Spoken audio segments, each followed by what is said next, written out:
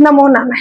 अभी आज हम पढ़ेंगे दुर्जन पद्धति नीति शतक, भर्तृहरि द्वारा रचित नीति शतक की दुर्जन पद्धति अभी हम पढ़ रहे हैं। तो इसका पहला श्लोक है, अकर्ण त्वम अकारण विग्रह पर धने परयोषति च स्पृहा सुजन बंधु जने स्व सहिष्णुता प्रकृति सिद्ध मिदम ही दुरात्मनाम। तो यहाँ देखिए इसका प्रसंग क्या है कि दुर्जन से आप लोग समझते हैं दुष्ट व्यक्ति, बुरा व्यक्ति। तो अब जब दुर्जन पद्धति पढ़ रहे हैं तो बुरे लोगों का ही है इसमें। तो इसमें है कलह आदि दुष्ट लोगों के लक्षण होते हैं। कलह करना, झगड़ा करना, बिना किसी कारण के झगड़ा करना, दूसरे को परेशान करना, ये दुष्ट लोगों की पहचान होती है, उनकी आदत होती है, ये जन्मजात उसके लक्षण होते हैं। तो यह है अकर्णत्वम, निर्दयता, और अकारण विग्रह। अकरण मतलब निर्दयता, बिना करुणा नहीं है उनके अंदर, दया नहीं है। और अकारणम विग्रह यानी कि बिना कारण के ही झगड़ा करना। देखा होगा आपके आसपास भी बहुत सारे ऐसे लोग होते होंगे जो बिना किसी कारण से, बिना किसी वजह से जरा सा कुछ कह दो और झगड़ने लग जाते हैं। तो वो दुष्ट प्रकृति के व्यक्ति होते हैं और उनसे हमें दूर रहना चाहिए। तो बिना कारण झगड़ा करना, पर धने, दूसरे के धन, पर योषति, और दूसरे की स्त्रियों की, च स्पृहा, इच्छा करना। जो बुरे लोग होते हैं वो क्या करते हैं, खुद तो काम करते नहीं है लेकिन दूसरे के धन की इच्छा करते हैं और दूसरे की स्त्री की इच्छा करते हैं, प्राप्त करने की इन्हें इच्छा करते हैं। तो ये दुष्ट व्यक्ति ही कर सकता है। सुजन बंधु जनेस्व असहिष्णुता। सज्जन, सुजन मतलब सज्जन, अच्छे लोग, बंधुजन और हमारे भाई बंधुजनों के प्रति असहिष्णुता, असहनशील होना, यानी कि सज्जन और बंधुजनों के प्रति असहनशील होना मतलब सहनशीलता नहीं होना, तुरंत गुस्सा करना, झगड़े पर उतारू हो जाना। जबकि हमें वास्तव में हमें क्या करना चाहिए, जो सज्जन हो, अच्छे लोग हो या बुजुर्ग हो, और उनके प्रति हमें सहनशील होना चाहिए, धैर्य रखना चाहिए, उनके प्रति हमें झगड़ा नहीं करना चाहिए, बुरा नहीं बोलना चाहिए। तो दुष्ट व्यक्ति क्या करता है कि सज्जन और बंधुजनों के प्रति असहनशील होता है। उसे कोई फर्क नहीं पड़ता कि सामने उसके कोई अच्छा आदमी खड़ा है या बुरा खड़ा है, वो बस झगड़ा करने लग जाता है। प्रकृति सिद्ध मिदम ही दुरात्मनः।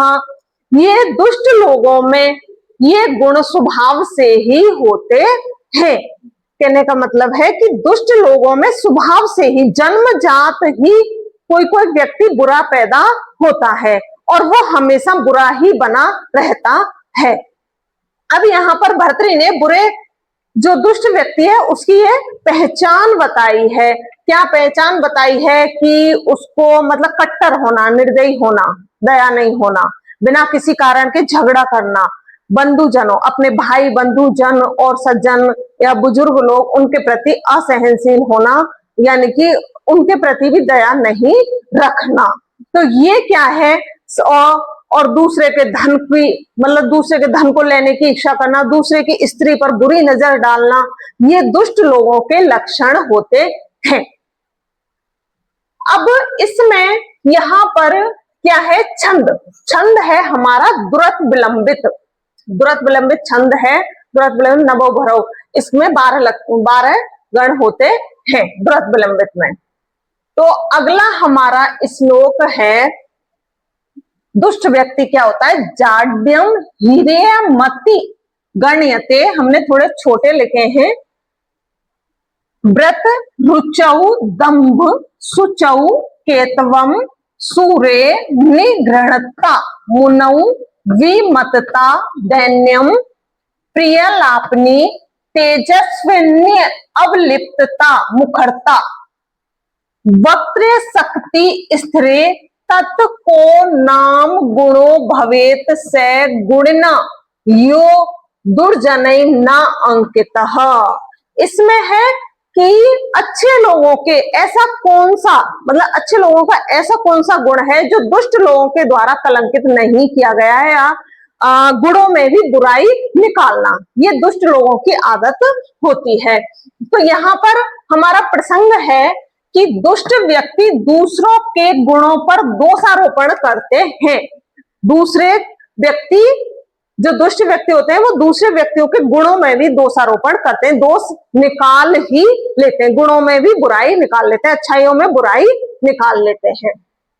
तो देखिए इसमें क्या कह रहा है, जाड्यम ह्रियमति, लज्जा से युक्त व्यक्ति पर जड़ता गिनी जाती है। जो व्यक्ति लज्जाशील होता है, लज्जाशील कैसा होता है, जो दूसरों के सामने कम बोलता है, शर्म करता है जिसमें, तो उसको क्या कहा जाता है, जड़, मूर्ख कहा जाता है, जड़ होता है, ये कहा जाता है लज्जाशील व्यक्ति को कि ये कुछ नहीं जानता है। तो दुष्ट व्यक्ति क्या कहता है, लज्जा से युक्त व्यक्ति पर ह्रियमति, जड़ता गिनी जाती है, उसको जड़ या मूर्ख बताया जाता है, अनपढ़ बताया जाता है, गण्यते गिना जाता है। व्रत सुचौ धम्ब, व्रत सुचौ, व्रत यानी कि व्रत करना, नियमों का पालन करना, उपवास करना, इन आदि नियमों का पालन करने वाले व्यक्ति को दंभ, पाखंडी, ढोंगी, पाखंडी, ढोंगी, दंभ, दंभ का है कि भाई पाखंडी, ढोंगी, तो जो उपवास करता है, व्रत करता है, ईश्वर की पूजा करता है, तो उस व्यक्ति को क्या कहा जाता है कि पाखंडी है, ढोंग कर रहा है, ढोंगी है, तो ये पाखंडी कहा जाता है। सुचौ केतवम, और सुचौ, सुचौ मतलब पवित्र, पवित्र व्यक्ति को क्या है, केतवम, कपटी कहा जाता है। जो पवित्र व्यक्ति होता है, मन से पवित्र होता है, और पवित्र, जो मन से पवित्र व्यक्ति होता है वो सामने वाले को चाहे बुरा लग जाए पर सामने सही बात बोल देता है। कपटी व्यक्ति क्या होता है, उसके अंदर मन में कपट रहता है लेकिन बाहर से अच्छा व्यवहार करता है। तो जो पवित्र व्यक्ति होता है उसको कपटी कहा जाता है कि ये तो कपट कर रहा है। अगला है इसमें सूर्य, सूर्य निगृढ़ता, सूरवीर व्यक्ति को दया से शून्य, देखो सूर्य निगृढ़ता, सूरवीर व्यक्ति को दया से रहित कहा जाता है। भाई सूरवीर व्यक्ति कौन होता है, जो युद्ध करता है, लड़ता है, बलशाली होता है। अब बलशाली है या हमारे लिए युद्ध कर रहा है, आज हमारे देश के जो सिपाही हैं हमारे लिए, भाई हमारी रक्षा के लिए शत्रुओं को मार देते हैं, तो वो ये थोड़े निर्दयी हैं, वो निर्दयी नहीं है। लेकिन जो दुष्ट व्यक्ति हैं उनको क्या बोलते हैं, जो सूरवीर होते हैं, वीरशाली होते हैं, उनको दया से शून्य, दया रहित कहते हैं, निर्दयी कहते हैं। तो सूरवीर को निर्दयी कहा जाता है। मुनौ विमतता, और मननशील व्यक्ति को, मुनौ विमतता, मननशील व्यक्ति को मूर्ख कहा जाता है। मुनौ, मुनि, मुनि कौन होता है, जो अपने मन ही मन में मनन करता है। जैसे कुछ लोग पढ़ते हैं, कुछ बच्चे पढ़ते हैं, कुछ बच्चे तो बोल बोल कर पढ़ते हैं, और कुछ बच्चे मन ही मन में याद करते हैं, उसको मननशील बोलते हैं। तो जो मन ही मन में बोलता है, मन ही मन में मननशील होता है, उसको क्या कहा जाता है, निगृढ़ता, विमतता, मूर्ख कहा जाता है। मूर्ख की, इसको कुछ नहीं आता है तो मूर्ख है। फिर है दैन्य प्रिय लापनी, और दैन्य प्रिय लापनी यानी कि जो प्रिय बोलने वाले व्यक्ति को, प्रिय लापनी, प्रिय बोलने वाले व्यक्ति को दैन्यम, दीनता से मुक्त कहा जाता है, दीनता से युक्त कहा जाता है। जो प्रिय बोलता है उसको दीनहीन कहा जाता है, जो अच्छा बोलता है। तेजस्वी अलिप्तता, और जो तेजस्वी व्यक्ति होता है, जिसमें तेज होता है, जिसमें सूरज की तरह तेज होता है, जो तेजस्वी व्यक्ति होता है वो क्या होता है, किसी से डरता नहीं है, किसी से भय नहीं करता है। तो तेजस्वी व्यक्ति को घमंडी कहा जाता है कि ये तो घमंड करता है, अपने आप में घमंड में रहता है, जबकि उसमें ये चीज तेजस, मतलब उसके जन्मजात गुण होते हैं, ये लक्षण होते हैं उसमें, तेजस्वी होना, दूसरों के सामने झुकना नहीं। तो तेजस्वी व्यक्ति को घमंडी कहा जाता है। और मुखरता, वक्तव्य शक्ति, जो बोलने में चतुर होता है, बोलने की शक्ति वाले व्यक्ति को वाचाल कहा जाता है। वाचाल मतलब ज्यादा बोलने वाला। तो जिसमें बोलने की चतुराई होती है, बोलते सभी हैं, लेकिन कुछ व्यक्ति ऐसे होते हैं अपनी बातों से सामने वाले को दबा लेते हैं या सामने वाले से अपनी बातें मनवा लेते हैं, तो वो बोलने में चतुर होते हैं। तो जो बोलने में चतुर होता है उसको क्या कहा जाता है? वाचाल, ज्यादा बोलने वाला कहा जाता है। तत् को नाम गुणो भवेत से गुणना यो दुर्जनई नाम कृतः। और मतलब गुणियों में ऐसा कौन सा गुण है, गुणियों का ऐसा कौन सा नाम का गुण है जो दुष्टों के द्वारा ना अंकितम, कलंकित ना किया गया हो। गुणियों का ऐसा कौन सा गुण है जो दुष्ट व्यक्तियों द्वारा उसको कलंकित ना किया गया हो या उस पर कोई दोष ना लगाया गया हो, अर्थात ऐसा कोई भी गुण नहीं है।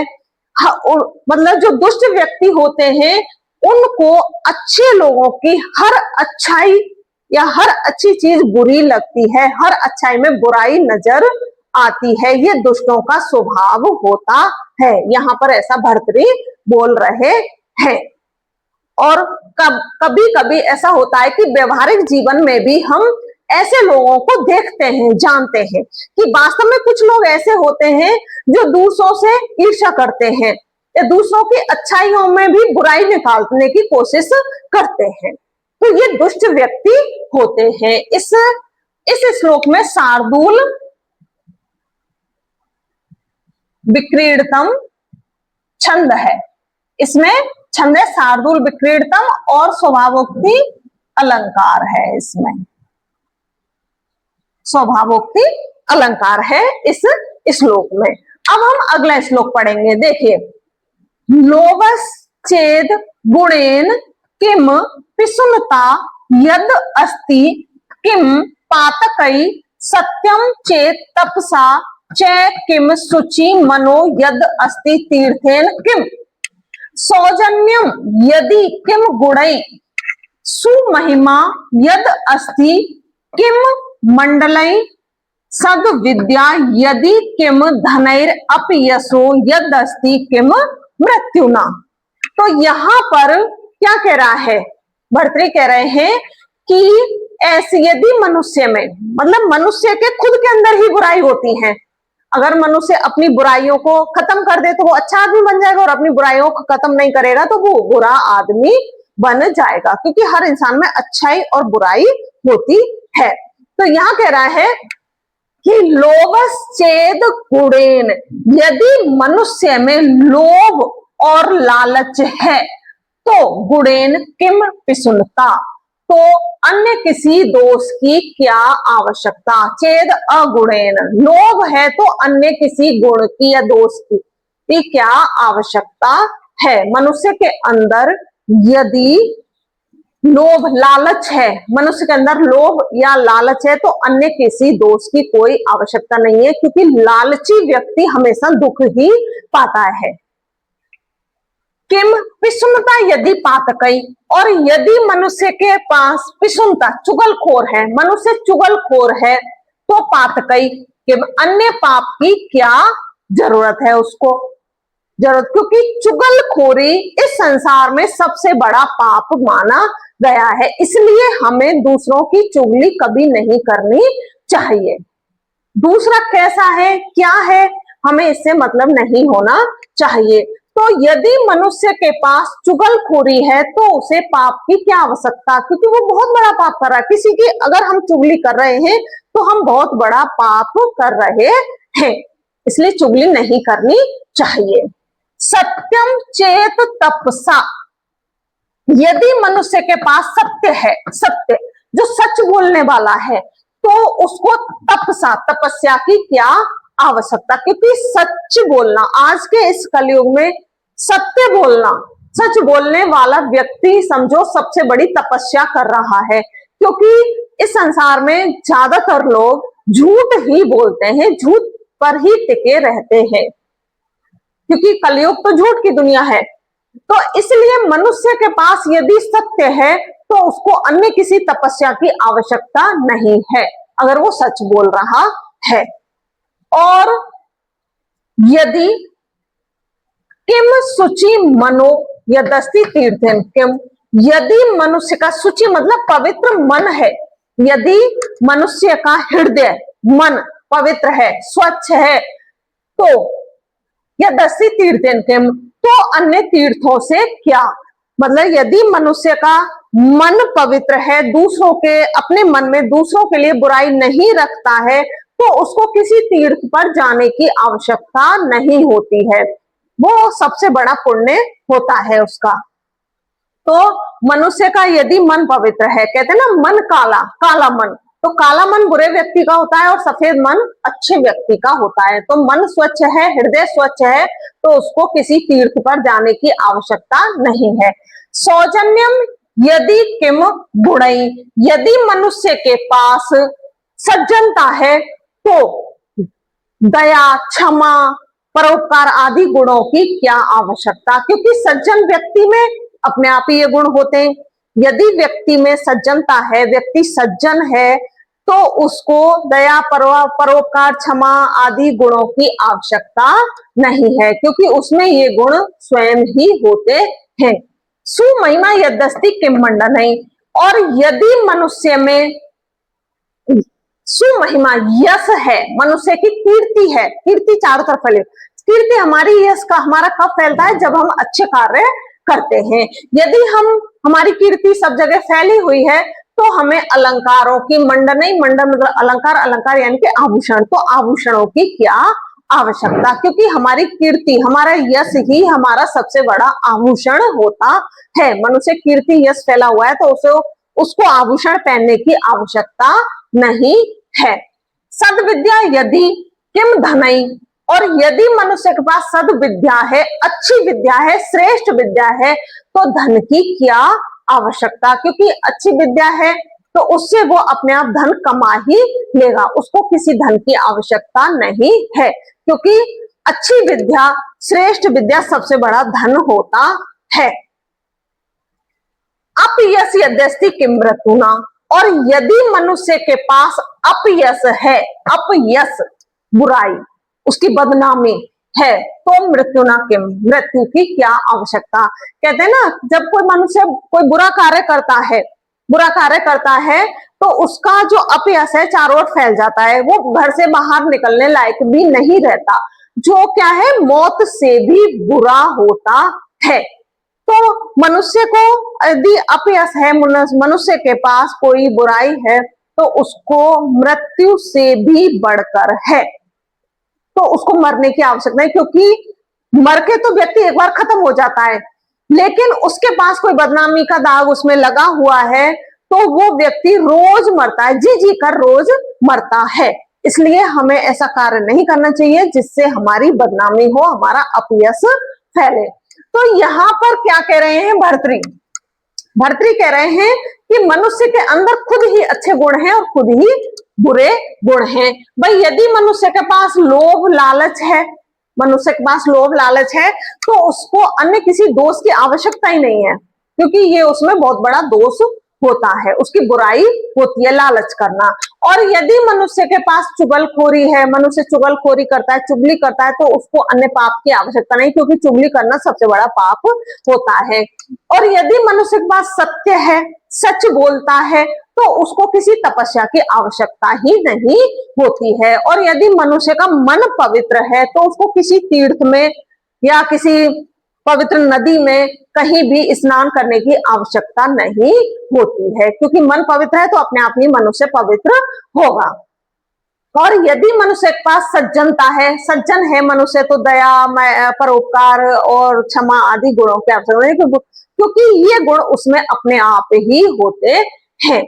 तो यहाँ पर कह रहा है मनुष्य के पास, यदि मनुष्य के पास महिमा यश है, उसकी कीर्ति फैली हुई है, तो उसको कोई आभूषण पहनने की जरूरत नहीं है, गहने पहनने की जरूरत नहीं है, क्योंकि यश होना, चारों दिशाओं में हमारा कीर्ति फैलना ही हमारे लिए सबसे बड़ा आभूषण के समान सुशोभित होता है। और यदि मनुष्य के पास श्रेष्ठ विद्या है, तो धन की आवश्यकता नहीं, क्योंकि उस श्रेष्ठ विद्या के जरिए वो स्वयं ही धन कमा लेगा। और यदि मनुष्य के पास अपयश है, यदि मनुष्य का अपमान हो रहा है या उसका कोई बुरा कार्य किया है तो वो उसके लिए मृत्यु से, मौत से भी बुरा होता है। इसलिए हमें कोई ऐसा कार्य नहीं करें जिससे हमारा अपयश हो, हम बदनाम हो। तो यहां पर भर्तृ ने छंद इसमें है शार्दूल विक्रीड़तम।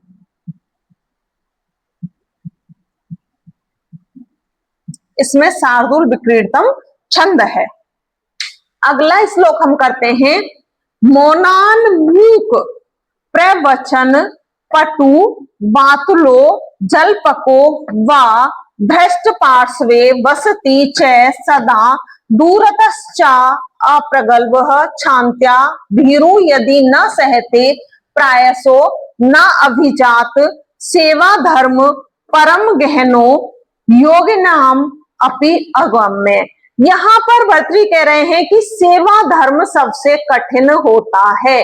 किसी की सेवा करना बहुत ही कठिन होता है। जैसे कोई स्वामी होता है, उसका नौकर होता है, तो जो नौकर होता है उसको पता होता है कि दूसरे की कार्य करना कितना कठिन कार्य होता है, कितना कठिन होता है, वो कैसे जीता है। तो देखिए क्या कह रहा है, उसको क्या कहा जाता है, जो सेवा करता है उसको कहा जाता है मौनान्मूक। यदि वो मौन है, यदि वो चुप रहता है तो उसको गूंगा कहा जाता है। मौनान्मूक, मौन मतलब चुप रहने पर गूंगा कहा जाता है। प्रवचन पटु, और यदि बोलने में चतुर है तो बातुलो, उसको बाचाल, ज्यादा बोलने वाला कहा जाता है। जल्पको वा भ्रष्ट, और जो व्यक्ति बाचाल, उसको कहा चतुर व्यक्ति को बाचाल कहा जाता है। बोलने में चतुर व्यक्ति को बाचाल कहा जाता है। भ्रष्ट पार्श्वे बस्ती, और जो पार्श्वे बस्ती पास में रहता है उसको भ्रष्ट, ढीठ कहा जाता है। ढीठ है, कितना बुरा है, उसको पास में रहता है उसको ढीठ कहा जाता है।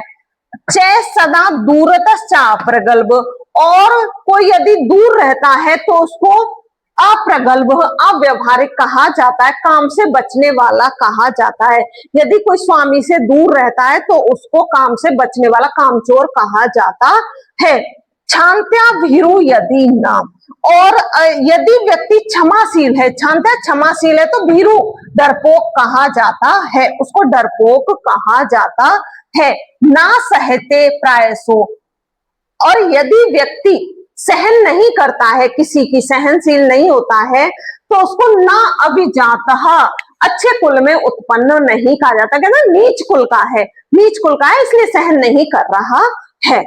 सेवा धर्म परम गहनो योगिनाम अपि अवगम्य, सेवा धर्म बहुत ही कठिन होता है जिसको योगी नाम अपिगम्य, जिसको योगी जन भी नहीं जान सकते हैं। तो इस श्लोक में ये कहा है कि सेवा धर्म बहुत ही कठिन होता है, कहता है जैसे तलवार की धार पर चलने के समान होता है। तो सेवा धर्म कठिन किस लिए है, इसलिए कहा जाता है सेवा धर्म को कठिन।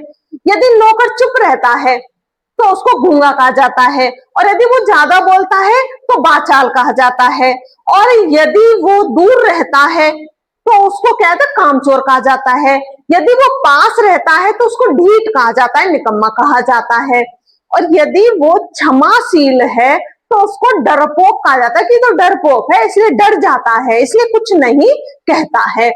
और यदि वह सहन नहीं करता है तो उसको नीच कुल का कहा जाता है कि बुरे खानदान का है, इसलिए ये किसी से डरता नहीं है। और सेवा धर्म परम गहनो, इसलिए कहा है कि सेवा धर्म बहुत ही कठिन होता है, जिसको योगी नाम अवगम्य, जिसको योगी जन भी नहीं जान सकते। मतलब योगी जन, जो हमारे योगी तपस्वी जो तपस्या करते हैं, योग माया करते हैं, वो भी सेवा धर्म को जान नहीं पाए हैं। इसलिए यह बहुत ही कठिन होता है, सेवा धर्म बहुत ही कठिन होता है। किसी की सेवा करना, नौकरी चाकरी करना बहुत ही कठिन कार्य होता है। इसमें क्या है, छंद हमारा है मंदाक्रांता, मंदाक्रांता छंद जिसमें 17 वर्ण होते हैं, और अलंकार है अर्थांतर न्यास, इसमें अर्थांतर न्यास अलंकार है। अब हम अपना अगला श्लोक करेंगे। उद्भासिता, अखिल खलस्य विसृखलस्य प्रागजात विस्तृतः निजा धर्म कर्म व्रते दैवातम अवाप्त विववस्य गुण दुषो अस्य नीचस्य गोचर गतई सुखम आप्यते के। तो देखिए इसमें भर्तृहरि कह रहे हैं कि दुष्ट जनों के साथ हमेशा अमंगल करने वाला होता है। मतलब भर्तृहरि कह रहे हैं कि हमें बुरे व्यक्तियों के साथ नहीं रहना चाहिए। बुरे व्यक्तियों के साथ रहने से हमारे साथ हमेशा बुरा ही होगा, अमंगल ही होगा, इसलिए हमें दुष्ट लोगों का साथ छोड़ देना चाहिए। कैसे, देखिए इसमें कह रहे हैं कि उद्भासित अखिल खलस्य, समस्त शत्रुओं को बढ़ाने वाला, उद्भासित बढ़ाने वाला, अखिल खलस्य सभी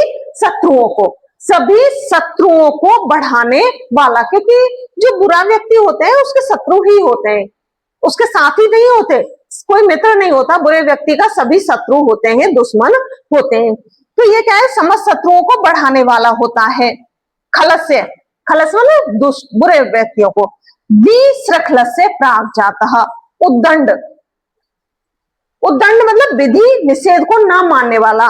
जैसे हमारे कानून में जिस चीज के लिए मना किया गया है उस कार्य को करना विधि निषेध होता है ये, कि जिस कार्य के लिए मना है उस कार्य को करना। तो उद्दंड, विसृखलस्य उद्दंड, प्रागजात पूर्व जन्म के दुष्ट कर्मों से विस्तृत निज धर्म कर्म व्रते, पूर्व जन्म के सभी अपने दुष्ट कर्मों को भूल करके उससे कर्म व्रते आजीविका चलाने वाला। मतलब जो उसने पिछले जन्म में कोई बुरे कार्य किए हैं उनको भूल करके और बुरे कार्यों से ही अपनी आजीविका चलाता है, अपना कार्य करता है, धंधा चलाता है। और देवम अपाप्तः विभस्य, और भाग्यवश उसको संपत्ति, विभस्य संपत्ति प्राप्त करने वाला, भाग्यवश कोई संपत्ति मिल गई है उसको प्राप्त करने वाला। गुण द्वेष अस्य नीच से गोचरगतः, और गुणों में द्वेष करने वाला, यानी कि गुण जो गुणी व्यक्ति होते हैं उनमें भी द्वेष निकालने वाला, बुराई निकालने वाला। और नीच व्यक्ति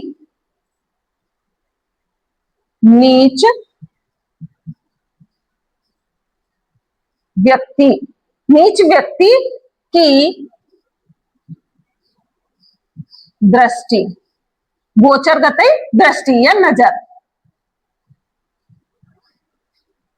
में आने पर, नजर में आने पर कौन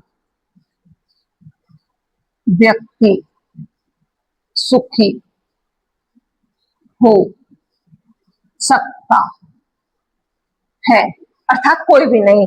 ये यहां पर कह रहे हैं कि कोई व्यक्ति नीच जो व्यक्ति है, दुष्ट व्यक्ति है, उसकी नजर में कोई आ जाए तो वो व्यक्ति सुख से नहीं रह सकता, क्योंकि जो बुरा व्यक्ति है उसको सुख से रहने ही नहीं देगा, उसको लगा रहेगा उसमें कुछ ना कुछ बुराई निकालता रहेगा, उसके कार्य को बिगाड़ता रहेगा। तो दुष्ट व्यक्ति की नजर में यदि कोई आ जाए तो वो सुख से रह ही नहीं सकता, इसलिए हमें दुष्ट व्यक्तियों से दूर ही रहना चाहिए। यहाँ पर भर्तृहरि कह रहे हैं क्योंकि दुष्ट व्यक्ति जो है क्या करते हैं, दुष्ट जनों के साथ हमेशा, दुष्ट जनों के साथ अगर कोई रहेगा, बुरे लोगों के साथ रहेगा तो उसके साथ हमेशा बुरा ही होगा। कैसे होगा कि हम बुरे व्यक्ति के साथ हैं, बुरा व्यक्ति हमारा मित्र है मान लो, तो हम उसके साथ हैं तो उसके शत्रु हमारे भी शत्रु हो जाएंगे, और बुरे व्यक्ति के शत्रु ही ज्यादा होते हैं, इसलिए हमें बुरे व्यक्ति के साथ नहीं रहना चाहिए। तो शत्रुओं को बढ़ाने वाला होता है। और जो विधि में जिस कार्य का निषेध किया गया है, उद्दंडी, ऐसा उद्दंडी व्यक्ति अपने दुष्कर्मों को भूल करके, बुरे कार्यों को भूल करके भी या बुरे कार्यों से अपनी आजीविका चलाने वाला। कुछ लोग होते हैं जिसको बोलते हैं कि इनवैलिड, अवैध धंधे, तो अवैध धंधों से अपनी आजीविका चलाने वाला। और भाग्यवश उसको कोई संपत्ति मिल जाए, दूसरे के गुणों में दोष निकालने वाला होता है। तो दुष्ट व्यक्ति की नजर में कोई आना नहीं चाहिए। अगर उसकी नजर में कोई आ गया तो वो व्यक्ति सुखी नहीं रह सकता, क्योंकि दुष्ट व्यक्ति किसी को सुखी रहने ही नहीं देता है। इसलिए हमें दुष्ट लोगों से दूर रहना चाहिए। तो देखिए यहां पर हमारा छंद है बसंत तिलका। बसंत तिलका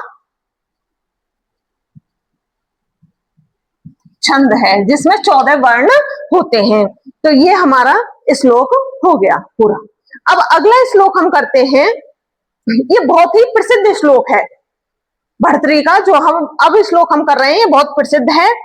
आरंभ गुर्वी क्षयणी क्रमेण लब्ध्वी पुरा वृद्धिमती च पश्चातः दिनस्य पूर्वार्ध परार्ध भिन्ना छाये मैत्री खल सज्जना नाम। इस श्लोक में सज्जन और बुरे लोगों की, सज्जन और दुष्ट लोगों की मित्रता का अंतर बताया गया है कि सज्जन व्यक्ति की मित्रता कैसी होती है और दुष्ट व्यक्ति की मित्रता कैसी होती है। इसलिए हमें व्यक्ति के हिसाब से मित्रता करनी चाहिए, बुरे व्यक्तियों से हमें मित्रता नहीं रखनी चाहिए। तो यहां पर कह रहा है कि दुष्ट और सज्जन व्यक्ति की मित्रता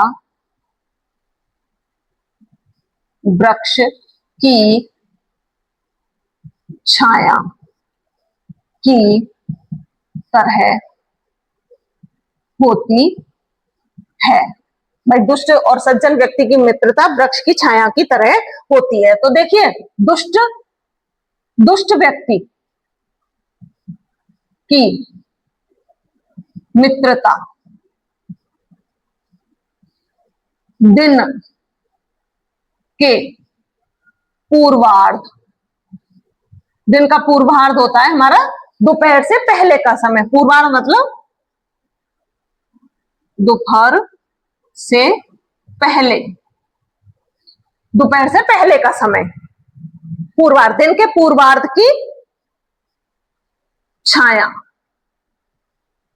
छाया की तरह पहले गहरी और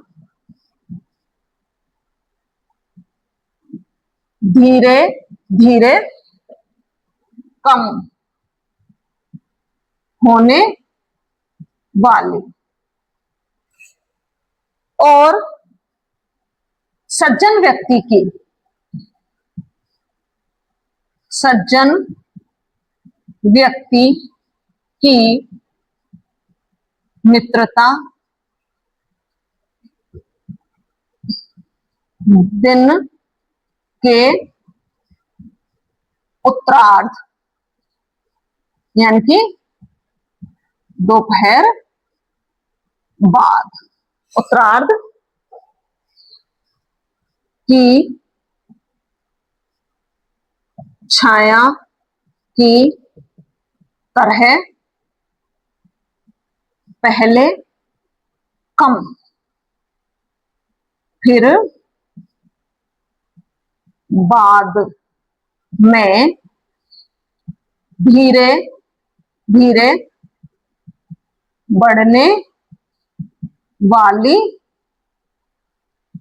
होती है। आप लोगों को दिखाई तो दे रहा होगा ना, होती है। इसमें क्या है, हमारा जो छंद है वो उप जाती है और हमारा अलंकार इसमें उपमा है। तो देखिए ये भर्तृहरि का बहुत ही प्रसिद्ध श्लोक है। इसमें भर्तृहरि कैसे बता रहे हैं कि दुष्ट और सज्जनों की मित्रता का अंतर बता रहे हैं। क्या अंतर होता है कि दुष्ट और सज्जन की मित्रता वृक्ष की, पेड़ की छाया की तरह होती है। आपने देखा होगा पेड़ की जो छाया है कैसे होती है, दोपहर से पहले सुबह एकदम गहरी होती है और धीरे धीरे धीरे धीरे वो कम होती जाती है। तो ऐसी मित्रता किसकी होती है, दुष्टों की होती है। दुष्ट व्यक्ति क्या करते हैं, अपना मतलब पढ़ने पर इतनी जल्दी किसी के गहरे दोस्त बन जाते हैं। अगर आपका कोई बहुत ही जल्दी कोई गहरा दोस्त बन रहा है तो समझो वो बहुत ही बुरा व्यक्ति है और अपने स्वार्थ के लिए आपसे दोस्ती कर रहा है, और जैसे ही उसका स्वार्थ खत्म हो जाता है तो वो दोस्ती छोड़ देता है, धीरे धीरे कम करता जाता है और वो दोस्ती टूट जाती है, मित्रता खत्म हो जाती है। और जो सज्जन है, सज्जन व्यक्ति की मित्रता कैसी होती है? पेड़ की छाया के उत्तरार्ध की तरह, मतलब दोपहर बाद की तरह।